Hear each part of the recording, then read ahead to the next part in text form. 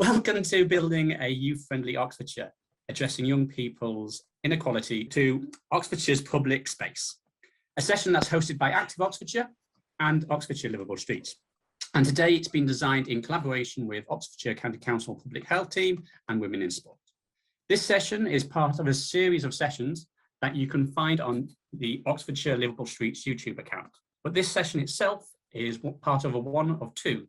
Today we're thrilled to be joined by Amy Clamp of BeatFreeks, an organisation whose work I'm sure you'll find fascinating and insightful, and one that we're keen to work with more in the future. But we're also joined by Imogen Clark and Susanna Walker from Make Space for Girls, who will be delivering our next session on March 3rd. So the purpose of Healthy Place Shaping is to create sustainable, well-designed and thriving communities in which provide a sense of belonging and where all residents can be supported to live healthy and happier lives. And this, of course, includes young people. In doing this, we are seeking to protect the NHS from slow motion disaster of non-communicable diseases like chronic heart disease, cancer, type 2 diabetes, all of which can be prevented, reduced or delayed through healthy and active lives. Hence, Active Oxfordshire's desire to see our county's built environment to be supportive of young people getting an active start in life. But in that ambition to fight inactivity, we also wish to tackle inequality. So to build back fairer. One thing that this means is to remove the barriers from activity to those who are facing inequalities. And young people do not have the same access to our public spaces, be that through transport, economic means, or others. It's important for us to also recognise that everything is connected. Even if we were to create an ideal, safe and open space for young people to socialise and play in, they still have to get there. And so are these spaces distributed fairly across our built environment? Are there safe options to get them for children and young people to get there by themselves? We've got a diverse audience here with people with responsibilities for planning, transport, green spaces, education, youth, public health, all across Oxfordshire. And our call out in the later breakout rooms and across this entire series is how can we work better together? We've invited BeatFreeks here today as an insight and engagement agency specialising in young and diverse audiences, partially because we know how little we know. But you'll also hear from 3 projects in Oxfordshire that are hoping to change that. And we want to learn and share this knowledge, which is why this is at the heart of the picture on our screen. So as you listen to Amy, do think local about how we might start with what's strong in our communities in Oxfordshire, and how we might apply the lessons that we hopefully might learn today, and how that might hopefully direct our discussions later. Finally, before I hand over to Amy, I'll quickly run through the plan for today. After her presentation, there'll be 5 minutes for questions before Lizzie and Lisa and Josh from the projects will provide some short introductions to some emergent work in Oxfordshire on this topic. From then we'll head into a couple of breakout rooms, and these will be hosted by those individuals and be joined by Amy, Imogen and Susanna to open up for further questions and discussion. Finally, we'll come back to the main room for a brief wrap up and look ahead to the next session. At 1 p.m, when we close the formal part of this session and turn off the recording, we will keep the Zoom room open, and we encourage you to make and share connections through the chat function or across the conversation. So without further ado, I'll pass across to Amy from BeatFreeks. Thanks very much for joining us. Thank you. Great to meet you. Stop sharing. Oh, am I going to share mine?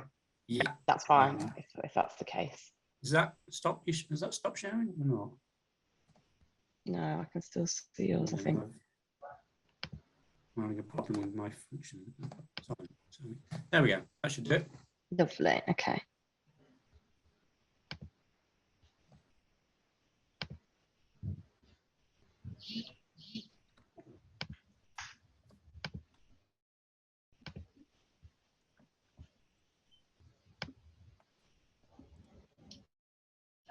Can everybody see that? Matt, I don't know if you can tell me whether or not that's working. That's great. Okay, lovely. Cool.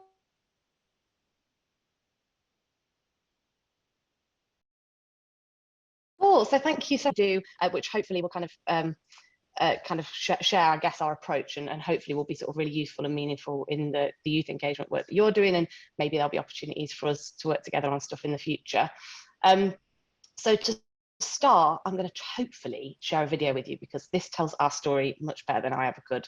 So I'm going to share this now and hopefully my sound is sharing.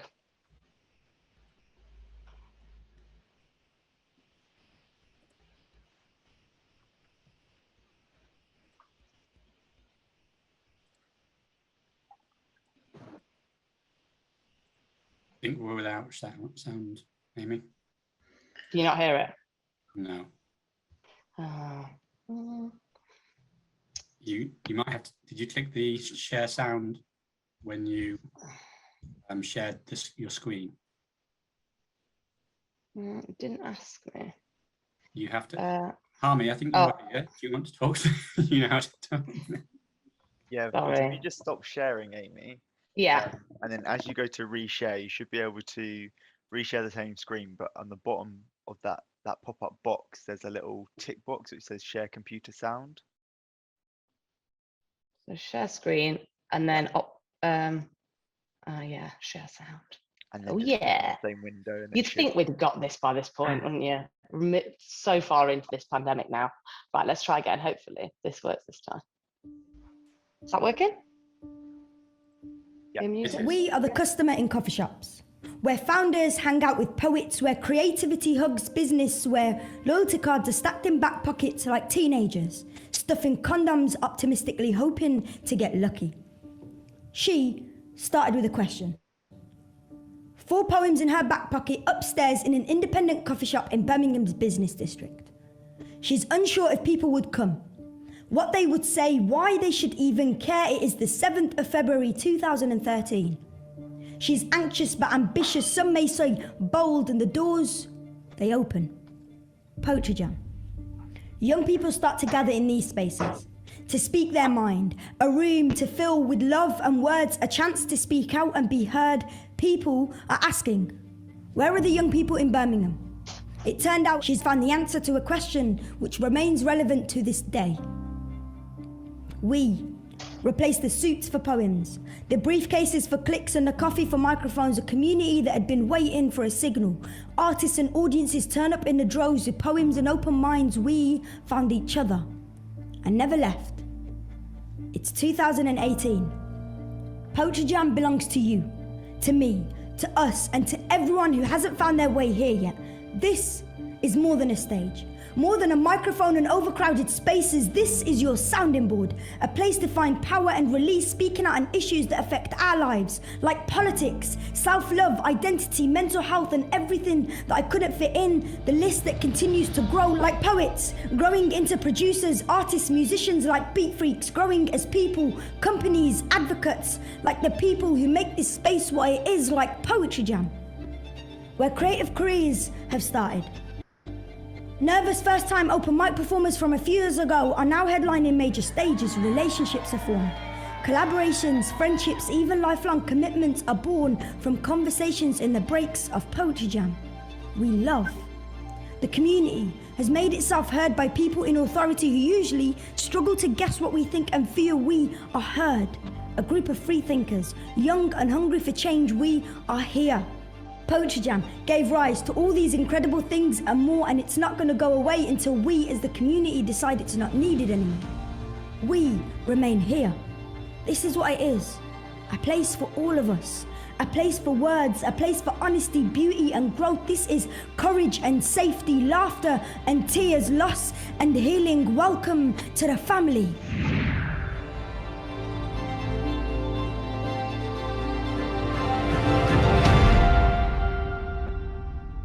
Welcome to Poetry Jam.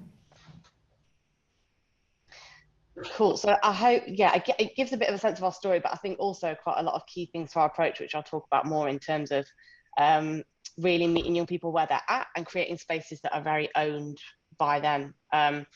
So yeah, so that's kind of who we are. And Amira, who created that poem, started off on our youth steering committee in the first year of BeatFreeks, and until last year was running the organisation. So yeah, really kind of journeys of young people within the business as well. Oh, I'm not about to play it again. So yeah, I guess also I wanted to tell you a little bit about how we talk about ourselves now. So We now talk about ourselves as a full service insight and engagement agency. And we always say, obviously, the world is changing really fast. We know that very well. There are new rules being written constantly, new normals being forged, new expectations and desires being unearthed. And it's young people who are writing these rules, setting these trends and leading the way. So at BeatFreeks, we know that young people have a great deal to offer in kind of allowing us to access the future, but right now. So what we do is we work with organisations to help connect them to young people, young and diverse audiences is how we talk about it in a really meaningful way. So it can obviously be a lot of work to build trust with this audience. So we help kind of speed that up. We use our tried and tested approaches to get the best and most creative ideas from younger generations. And as I said, we are kind of full service. So insight and engagement being what we kind of specialize in. And when we're talking about young people, we're talking about sort of 16 to 30-year-olds. And when we talk about diverse, we mean that in absolutely every possible sense of the word. We often say that you can't talk about young people without talking about diversity, because they are the most diverse generation that there has been. And so obviously diversity really needs to be considered when you're kind of wanting to work with young people. So how that actually looks in terms of what we work with our clients on is kind of three main work streams. So insight and engagement, so really helping organisations to better understand young people. Consulting, so thinking about how we apply these kinds of findings to programs and activities and activations, and then actually helping organisations to deliver these activations. So that might be events, campaigns, programs, training. And then we also have our own internal research project, National Youth Trends, where we speak to a couple of thousand young people across the UK annually, and share those insights back. So I am going to share some of stats with you today as well, which I hope will be useful when it comes to thinking about working with young people. I think someone else might be off mute. I'm just hearing a bit of background noise. If you're happy to turn off, that would be great. Oh my goodness! Whoa! Shit. Firing through the slides. So I also was going to share you a little bit about our approach. So we have kind of a few key strands to our approach. Creativity is super important to the way that we work. So supporting young people to really unleash their creativity in order to make change in the world. So we started with the open mic poetry event, Poetry Jam, which you saw at the beginning. That was the first kind of thing Anissa did. It was very much an experiment to see what would happen if we brought young people with all the amazing creative ideas together and kind of asked them to share their stories. And what we know about kind of focusing on stories and creativity is it's a really empowering and useful way of changing perceptions and opening people's minds, and at the same time gathering data. You know, themes emerge at Poetry Jam even though we don't set them, because young people are telling stories that mean something to them, and naturally, you know, young people can be thinking about similar ideas at the same time. And creativity is a kind of using creativity within our approach is something that's been refined over time, and we really try and kind of cultivate that and allow young people to kind of unleash their creativity within sessions. Because something that we often say is that if we ask young people what they want, they will often say a skate park. It's not until you sort of open their minds to what's possible and get them to think about what they're worth that they can really start to get their creativity flowing, which is another thing that I hope we bring when working with clients is obviously having kind of worked on creating sessions specifically for young people for all this time, we've kind of really learned how to do that in a way that's useful and quite immediate. You know, we're often working in quite short timeframes and in short sessions, but kind of getting to that place with young people as quickly as we possibly can. Co-creation is another really important part of our approach, but obviously it doesn't appear in all kind of work that we do. I think it's really important to know that there is a difference between consultation and co-creation. And for us, co-creation means giving young people their share of power by co-designing and consulting with them. So co-creation is really about that collaborative approach. It sort of breaks down the power dynamic so that young people really are in the driving seat. And when we do co-creation with clients, what we always talk about is how important it is to lay out from the beginning with the young people that you're working with what they actually can change and what's not going to be possible for them to have decision-making power over. By having those really honest conversations from the beginning, you're then able to enter into a co-creation process where everyone is on the same page and you really can hand over the power for those decisions that they have got control over influencing. And then I guess another important part of that co-creation process, and also consultation too, is closing the loop back with the group. So these are the things that you can help make us decisions on. Here are the decisions that we are going to make together now, and here is what's actually happened off the back of you having that influence. Because I think it's through that closing the loop that then you're empowering that group to want to be part of something like this again, because they've actually seen, okay, me expressing my opinion and giving my views and creating this project or program, it's then gone on to have this impact. So that's something that we've been actually, refining, particularly over the last couple of years, as we've learnt that phrase, closing the loop, really building that in very consciously to our co-creation and consultation work. This idea of exchanging value is also another thing that we hold really kind of close to us at all times, and really important part of our approach. So obviously working very closely with organisations to think about what do you want to achieve and what do you want to get out of the work, but at the same time holding then what is the value that young person is going to get out of this experience. Very often, and particularly when it comes to consultation around the built environment, there's an expectation that it's enough for people to just come and express their views, but often young people need those barriers breaking down, like how are they going to pay for the bus, how are they going to get there, how is that time going to be compensated. So it's not always about money, but it sometimes is, and it often is for us, offering bursaries to kind of compensate for that time. But also it can look like transferable skills, and thinking about how they're using those to kind of translate onto CVs. And also skill development. So maybe there's actual training involved. So it can take different different routes, and often we're kind of trying to co-create those as well. So asking the group up front, like, what would you want to get out of this, or asking other young people what might be something that would incentivize them to get involved in an opportunity like this. And then data-driven decision making is another really important part of who we are, which is why research and insight is such a key service for us. We don't want to encourage people to be making decisions based on assumption, and we don't want to be doing that ourselves either.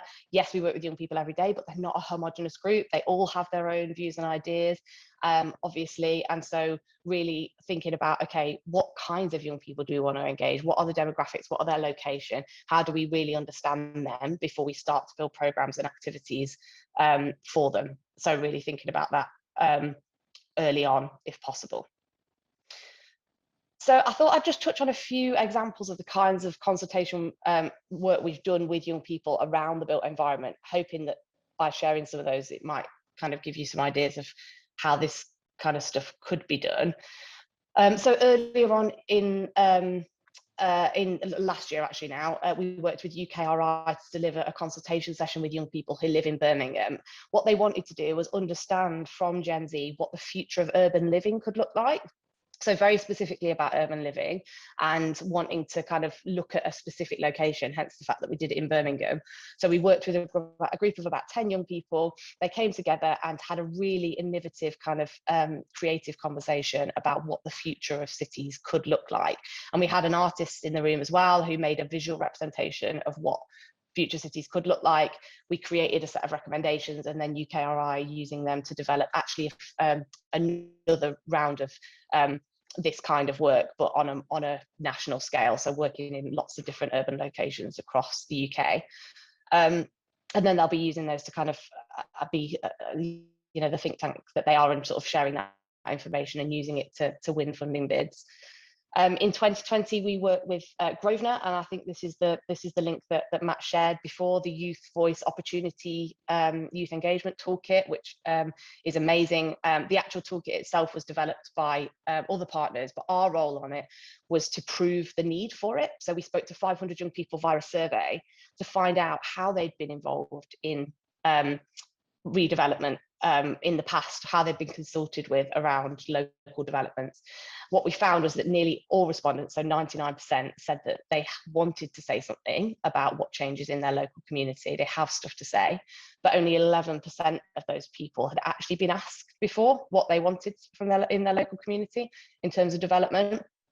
And out of the people who'd never been asked, 81% said that they would want to be asked, and they've got things that they would want to contribute. So this really proved that there's a need for this kind of work, and that there's currently a lack of good youth engagement when it comes to the built environment.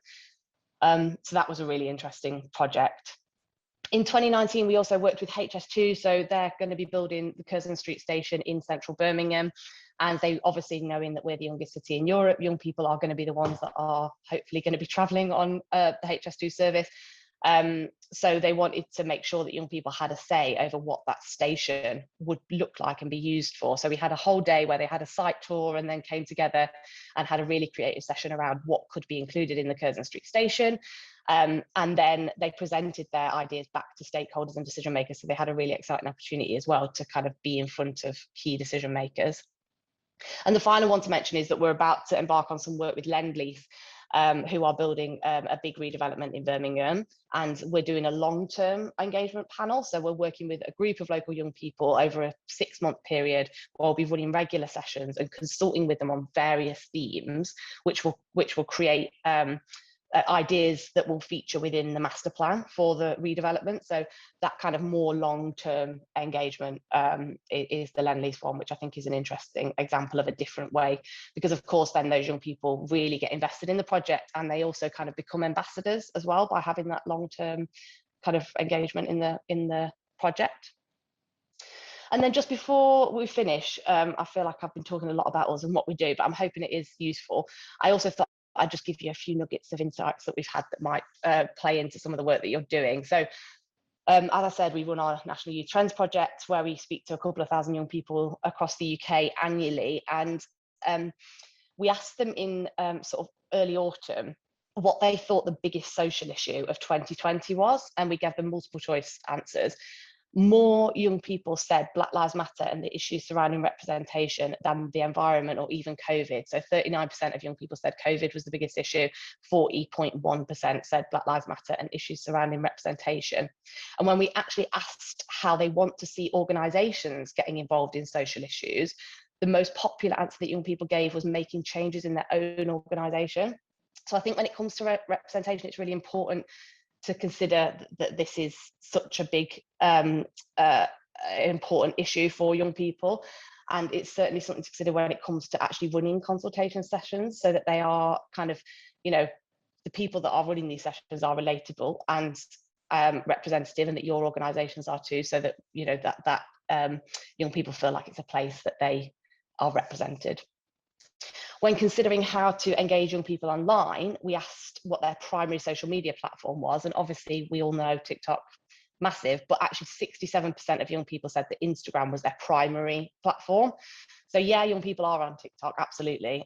It's a massive audience, but still Instagram is their primary platform, which is interesting when it comes to communicating with young people. And then finally, 89% of young people now consider themselves to be creative people. So again, on this creativity point, I think obviously very often consultation around kind of the built environment particularly is, you know, opening up a conversation, inviting people to come, putting a flyer through their door, getting them to come and have a conversation. Of course, that setup is not going to be interesting and to everyone. So how can we be more creative when it comes to planning and designing consultation forum with young people? We know that it can be really powerful and really useful. So just thinking about how creativity feeds into that. Cool. Well, thank you so much for listening. That's all I have to say for now. But if anyone has any questions, I would be very pleased to answer. Thanks, Amy. What I'm going to suggest is, just because we're on time, is that we'll put that was my fault as much as we're going to have time in the breakout rooms where there'll be opportunity to ask you some questions in a slightly smaller group as well. So, and equally the two groups. So what I'm going to quickly do is move on to invite Lizzie to just quickly introduce her project, and then also might have a bit of time for extra questions at the end as well, that way, Amy. Okay, great. Okay, so Lizzie, are you there? I am. Sorry, my video was going on and off and on and off. That's all right. If you've got a couple of minutes just to introduce your project. I'll go quickly. I'll come just to Lisa. To say, a big thank you, Amy. That's such an interesting project. It's making me feel really old. those like weird moments in life. And also I was really struck by the percentage of young people who consider themselves to be creative, and I just wonder what that would be like if you asked people my age. Anyhow, yeah, I'm Lizzie. I'm a public health registrar at Oxfordshire County Council, and I'm working with several people on this call actually on a project looking at access to green space for young women, and our project is based in East Oxford, and we're very aware that this group has particularly low levels of access to green space. We're also aware through national data sets that young people have in the teenage years have low levels of something called nature connectedness, which is measurable and directly relates to mental health and well-being. And we also know that this group, particularly young women, tend to have a drop-off in their levels of physical activity around the teenage years, which doesn't go up again at the same rate that it does for boys. So our project is seeking to engage with a group of 15 to 20 young women over the course of 4 workshops in March that we're running at one of the community gardens in Oxford. I'm working with Nafisa Hussain, who's on the course, who is part of a youth organisation called the Name It Youth Project, and somebody called Sam, who is from an organisation called FIG, who's our creative partner on the project. So after the initial 4 workshops where we're going to explore some of the barriers and enablers around access to green space, we're planning to then encourage the young women to put those ideas into what we're calling a creative manifesto for more inclusive access to green space, and part of that will form a document that we can use to present to our partners in the local authority setting, and also wider partners. But we're also hoping that the young women will engage in a creative project to bring some of these ideas to life. So the approach that we're taking for the whole project is participatory. We're trying as best as we can to make sure that the young women are defining the direction we take the project, and yeah, we're hoping for some really good results. I should also say that this project is possible through a grant from Natural England, and I believe there's a couple of people on the call from Natural England, so we're really grateful for that as well. That probably went over 2 minutes, sorry. Thanks, Lizzie. I'll move straight on to Lisa, if you're there. Hi, yeah, Matt, I'm here. Thank you very much, and thanks so much for inviting me on today. So I'm from Women in Sport, and we are a charity dedicated to breaking down barriers for women and girls to access sport and physical activity and to just generally lead more active lives. We know that women and girls continue to be less active and less well represented within sport and active environments. We have been working with Make Space for Girls a lot recently, and it's a really natural fit for us working with them. So they're looking at how to make parks and open spaces more welcoming, and then we sort of lay over the lens of how they also encourage more physical activity, which is sort of our main focus. The main thing that we're very conscious of is that there just isn't enough data and information out there. We don't truly know necessarily how girls are using parks to be more active, whether it's somewhere they would like to use more. So the projects that we're working on at the moment are just trying to understand a little bit more about what girls would want, really, teenage girls would want. We haven't started our project yet, but we're going to be working up in Banbury with Cherwell District Council and modelling a project that we're already working on up with Yorkshire Sport Foundation at the moment. So we're quite fortunate. We've sort of got a blueprint from what we're doing up in Yorkshire, and we're going to now bring it down to Banbury. The premise is just to understand barriers, opportunities and motivations of teenage girls when they're using parks and green spaces for sport and physical activity. So we'll be basing that around 3 specific parks within Banbury, and working with schools and community groups to talk to the girls and really just get a picture of what they're thinking and feeling. And a key part of the project as well is to bring together stakeholders, which hopefully is a little bit of what we're doing here today, to understand more about the project, what we're doing, generate some interest in the findings so that they can really take on a life of their own once we're done. Thanks very much, Lisa. And finally, I'll invite Josh. Hi everyone, my name's Josh Lenthal from Active Oxfordshire, and we're really interested in this area of work as we think there's gaps in our knowledge currently as a collective. We're pretty well versed, we think, in some of the headline figures around physical activity and such like for young people across Oxfordshire and nationally. Where we think we're missing, or we know we're missing, is the more granular reasons behind that. So actually we'll be picking up the phone before too long to Amy and colleagues to see how we might address that. And we're looking to do that work as part of the legacy of the Commonwealth Games. We're fortunate to have received some funding from Sport England in that regard.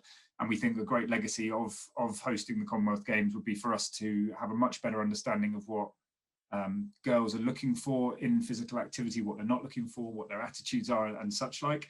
And we'd see that as a really important legacy that can shape future work. So once that's live, I'll definitely be inviting people who are working with young people to be part of that project, because we want to draw in the widest range of views that we possibly can. Thanks, Matt. Thanks very much, Josh. Okay, so we're going to send everyone into a couple of breakout rooms. One will be with Lizzie and Imogen and Susanna, and that will be mostly around Oxford, and give you opportunity to talk a little bit around that specific project. And the remaining people will be joining Josh, Lisa and Amy in a room, and Josh will introduce that one and be taking things on from there. Hi everyone.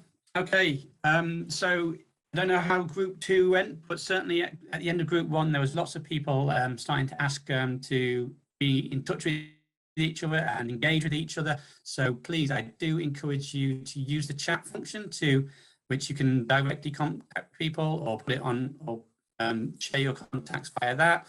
Or as I say, we'll have this soft finish in a few minutes time, and we do encourage people to stay around, chat, use the chat function, make contacts. Unfortunately, you can't be all together, but I still hope to encourage that, I guess, that circulation. And as I say, that this work better together, that's really very much part of the healthy place shaping approach. So please do engage with that. I'm going to invite Imogen or Susanna just to trail our next session. And then if we have time, we can have, as I say, we can have a chat about what's been going on in those two groups. Susanna, Imogen? Are you okay to kick off, Susanna, on the basis that I still haven't got my view working? I'll do that then. Yes, we're going to be talking about our very related to all of this work as Make Space for Girls. We're a relatively new charity, and we campaign for parks and public spaces to be as welcoming to teenage girls as they currently are to teenage boys. Although we would also argue that in fact a lot of changes will benefit teenagers across the board, because in fact facilities for teenagers really only benefit quite a small group of the teenage population. So we're going to be talking about the sort of the background to our work, but also really positive and straightforward things that we can do to change public spaces to make them more inclusive. Thanks very much, Susanna. And I would encourage people, anything that you've come up with and thought about today or been reflecting on that you'd like to hear about next time, do let us know, and we'll try to incorporate that into the session. So quickly, before we finish up, I don't know if I just wanted to swing quickly to Lizzie and Josh, just for 1 minute, if you've got any thoughts on, any thoughts on your quick sessions there, and any final calls to action, I guess. Josh?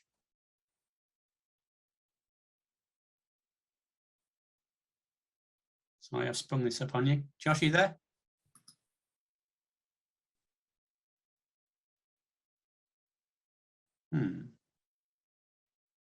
Lizzie? Lizzie's there. I'm here.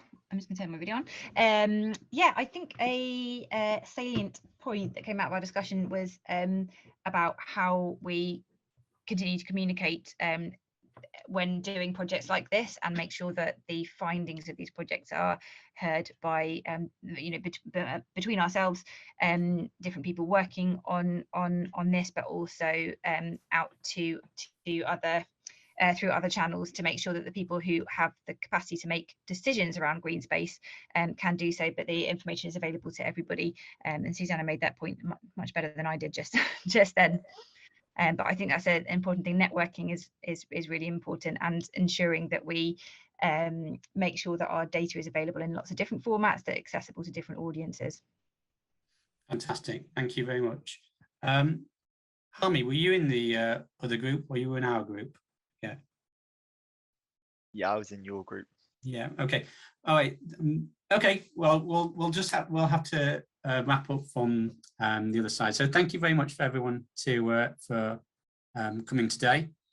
We hope to see you for Susanna and Imogen session on March the 3rd, and we'll be sending out some details around that.